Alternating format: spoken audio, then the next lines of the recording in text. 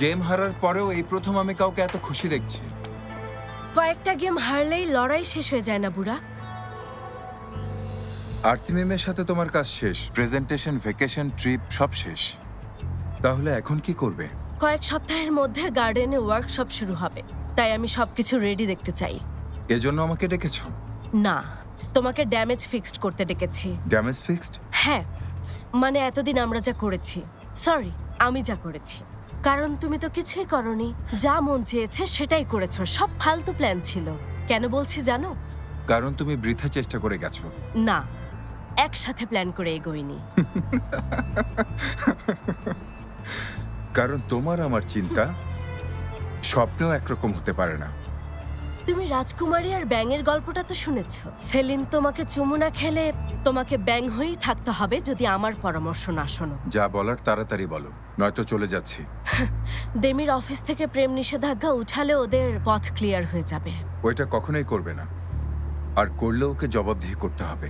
যদি না উঠায় তাহলে সেলিনকেও পাবে না, তখন আরো স্ট্রিক্ট হবে। এর মানে ওকে কাজ আর প্রেমের মধ্যে একটাকে বেছে নিতে হবে। তোমার কি মনে হয় কোনটাকে বেছে নেবে?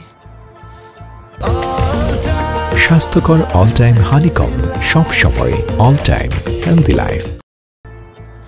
দেখো, এত চিন্তা করার কিছু নেই, আমরা চাইলে গেম উল্টে দিতে পারি। সেটা কিভাবে? আলারা অনেক ছোটবেলা থেকেই প্যারিসে যাওয়া আশা করছে, কিন্তু আমি প্রথম ওকে এত খুশি হতে দেখেছি। হয়তো প্রেজেন্টেশন ভালো ছিল তাই। হ্যাঁ, এখন মানুষ আমাকে ফোন করে অভিনন্দন জানাচ্ছে, কিন্তু এই ট্রিপ আলারার উপর একটা পজিটিভ প্রভাব ফেলেছে। তাই নাকি? যেমন? নিশ্চয়ই শুনেছেন, মেয়ের সাথে আমার মতবিরোধ দীর্ঘদিন ধরে চলছে। কাল রাতেও আমার কাছে এসেছিল, ওর নিজের বাড়িতে, বহু বছর পর। সারা রাত ও আপনাদের ট্রিপ নিয়েই কথা বলেছে।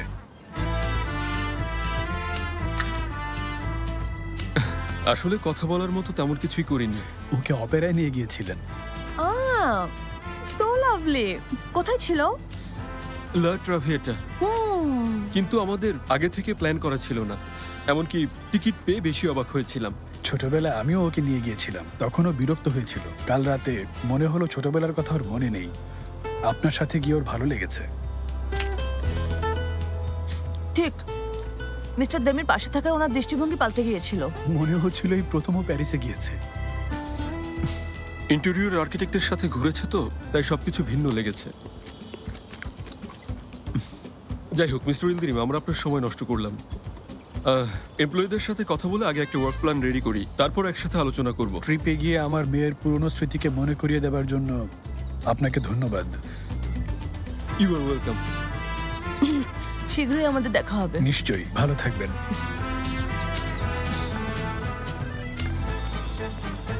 সেলিন আর দেমির কি করছিল যখন ওদের খুঁজে পেয়েছিলে? তোমার মাথা ঠিক আছে?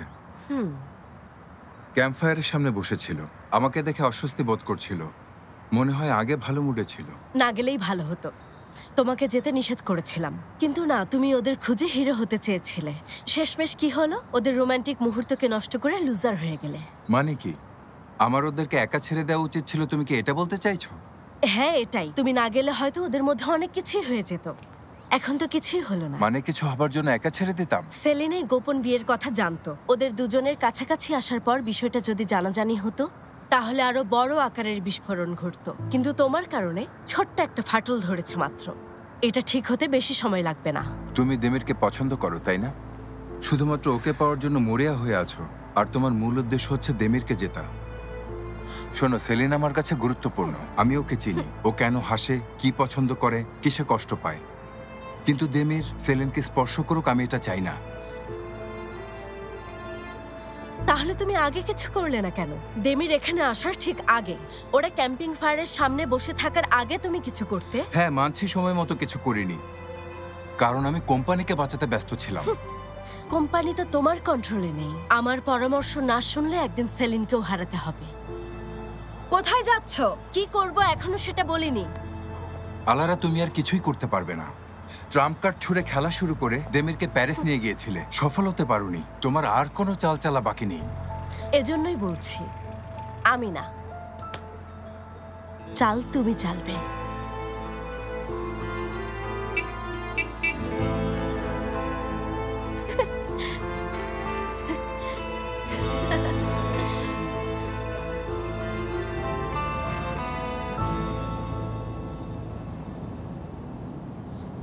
খিদে পেয়েছে? সকালে নাস্তা ঠিকমতো করা হয়নি। খিদে পাইনি। দেখো, রাস্তার পাশে চমৎকার জায়গা আছে। থ্যাংক ইউ দেমির, আমার যাবার কোনো ইচ্ছে নেই। আমি অফিসে জলদি ফিরতে চাই। আচ্ছা, তুমি কি মিস্টার ইলদিরিমের কথায় সত্যি মাইন্ড করেছো? মেয়েটার খুশিতে লোকটা কি খুশি হতে পারে না বলো? অবশ্যই খুশি হতে পারেন। ওনার আদরের মেয়ের এত খেয়াল রেখেছো, এই জন্য উনি এত খুশি হয়েছে যে পারলে উনি তোমার পায়ে ধরেন।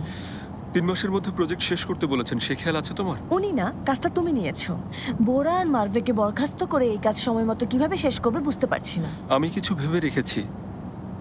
ওদেরকে কি বরখাস্ত করছো না? এরকম কিছু বলিনি। মানে বরখাস্ত করবে? আমি এটাও বলিনি সেলিন। আচ্ছা ঠিক আছে, তুমি তাহলে কিছুই বলো না, মুখ বন্ধ রাখো, কিছুই বলতে হবে না তোমাকে। কিছু না হবার ভান করো, কোনো কিছু মনে রাখার দরকার নেই, ঠিক আছে? যদিও আমি ভুলতে পারছি না, ওর কণ্ঠস্বর বারবার কানে বাজছে। আমি যেখানেই যাই না কেন আলারা আমার পিছু ছাড়বে না, সব জায়গায় আলারা আছে। আমার মাথায় কিছু এসেছে।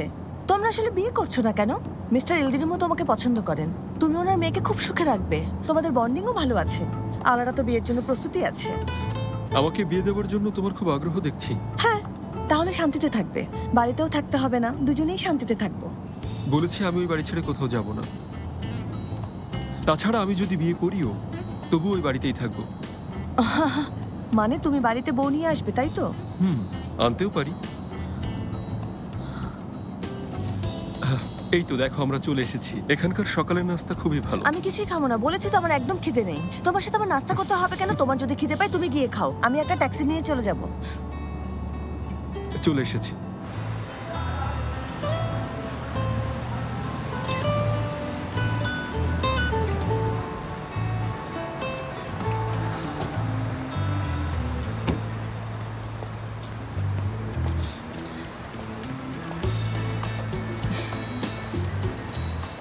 এসো যাই।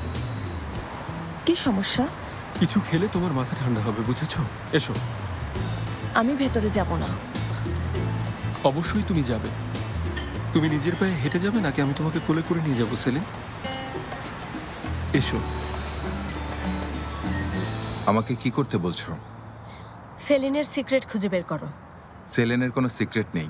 আছে, এমন একটা সিক্রেট আছে যেটা ও ভয় পায় যদি কেউ জেনে ফেলে। কিছু না জেনে কথা বলে বিজ্ঞ ব্যক্তি সাজার ভান করবে না। তুমি কিছু জানলে এতক্ষণ বসে থাকতে না।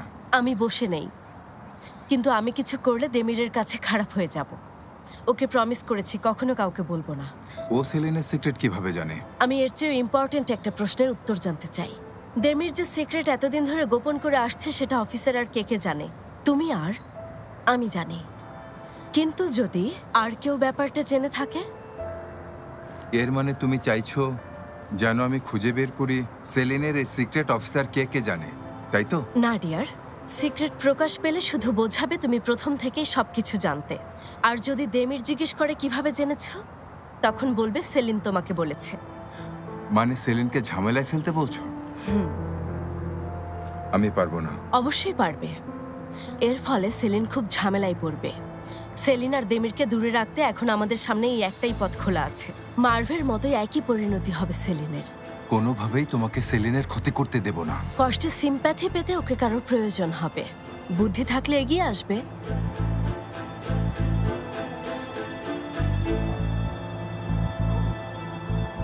জানি তুমি করবে। গাইস, তোমরা রেডি তো?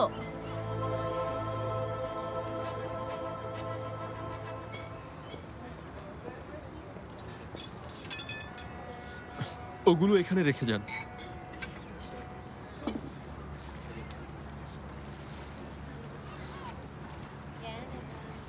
অন্তত সসেজ ঠান্ডা হতে দিও না সেলিন, এটার ফ্যাট জমে যায়, তখন খেতে খুবই বাজে লাগে। এটা আমার অপছন্দ, তুমি জানো। এখন শুরু করো। চলো তোমার পছন্দের বিষয়ে তাহলে কথা বলি। যেমন ধরো, অপেরা কেমন লেগেছে? মজা পেয়েছো? হ্যাঁ, খুব সুন্দর ছিল। ব্যাগ গোছানোর সময় তোমার ট্যাক্সিটা দিতে ভুলে গেছি। নিশ্চয়ই ভাড়া করে নিয়েছিলে? কিনেছিলাম। তবে আলাদা প্রস্তুতি নিয়েই গিয়েছিল, কারণ ও জানতো তোমার সাথে রোমান্টিক ডেটে যাবে। আগে মিশেলিন 3 স্টার রেস্টুরেন্টে ডিনার, তারপর লা ট্রাভিয়েটা। আচ্ছা, এরপর তোমরা কি করেছো? হাত ধরে প্যারিসের রাস্তায় হেঁটে বেরিয়েছো? না, কাঁধে হাত রেখেছে। এটা তো জানো, হাই হিল পরেও ও তেমন একটা হাঁটতে পারে না। হ্যাঁ, এই সব কিছুই ওর নাটক। যেন তোমাকে জড়িয়ে ধরতে পারে তাই। তুমিও ওকে জড়িয়ে ধরেছো? ওর ফোন তো আর হঠাৎ পানিতে পড়ে যায়নি যে আমি ওকে জড়িয়ে ধরবো। ছাদ থেকে লাফিয়ে কাঁধে পড়েনি বলে ওকে তখন জড়িয়েও ধরা হয়নি। এমন কোনো রোমান্টিক মোমেন্টও ছিল না যেখানে ও সুন্দর লাল ড্রেস পরে ঠিক মতো হাঁটতে পারছিল না বলে জড়িয়ে ধরা হয়নি।